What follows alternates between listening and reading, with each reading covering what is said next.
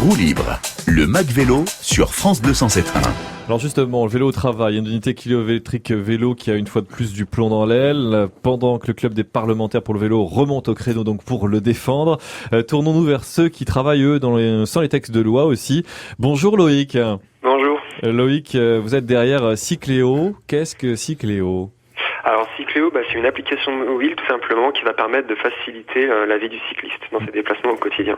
Et les déplacements domicile-travail notamment ? Voilà, tout à fait. Sur quel projet vous travaillez en ce moment ? Alors on travaille pour la COP21 justement, on est sur un challenge, le C3 Challenge, et on essaye de rassembler le plus de votes pour pouvoir y aller et présenter notre solution. Expliquez-nous un peu ce challenge-là de la COP21. Alors en fait c'est un challenge où des différentes idées de projets ont été soumises sur un week-end et par équipe de plusieurs personnes, on a travaillé chacun sur notre sujet et on a avancé donc dans ce concours pour aller à la COP21 présenter une solution technique qui répond à une problématique écologique. Alors justement, quel est le lien entre le vélo et tout cela ? Éclairez-nous un peu.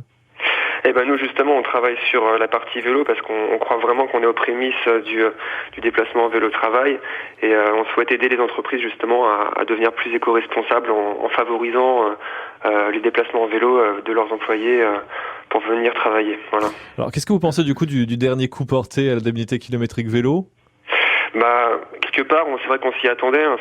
Comme j'ai entendu dans l'émission, là, c'est un manque d'ambition du gouvernement. C'est vrai que ça tarde à venir. On attend des informations sur le sujet, et donc du coup, faut continuer d'y croire et continuer d'appuyer les arguments en fait pour le vélo de travail. Je pense que c'est très important. Et quelle solution vous, Cycléo, vous pouvez apporter justement si indemnité kilométrique il n'y a jamais ? Nous, on essaye de proposer des challenges en fait pour inciter à les entreprises à récompenser leurs employés, à faire le plus de kilomètres possible, à mettre des challenges entre les équipes pour vraiment favoriser le vélo et amener tout le monde à y aller. Donc c'est quelque chose qui nous tient à cœur. Oui. Du coup, les entreprises que vous rencontrez, que vous suivez, elles sont prêtes à bouger même sans une indemnité kilométrique vélo pour leurs salariés ? Oui, parce qu'elles y retrouvent leur compte. Comme je disais, on est aux prémices du déplacement en vélo. Et c'est vraiment un vecteur pour l'éco-responsabilité. Et je pense que il y a maintenant une prise de conscience qui vient progressivement des entreprises pour faire un effort sur l'écologie.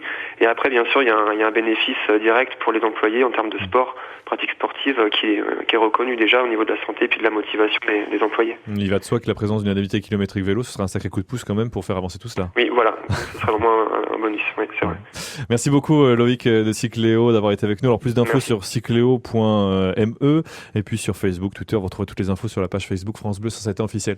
Abel Guggenheim. Oui, juste une précision, Mickaël. L'indemnité kilométrique vélo, elle est pas.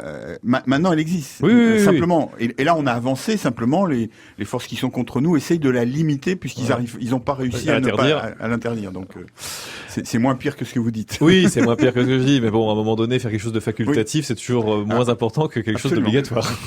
À partir du facultatif, on peut s'en passer.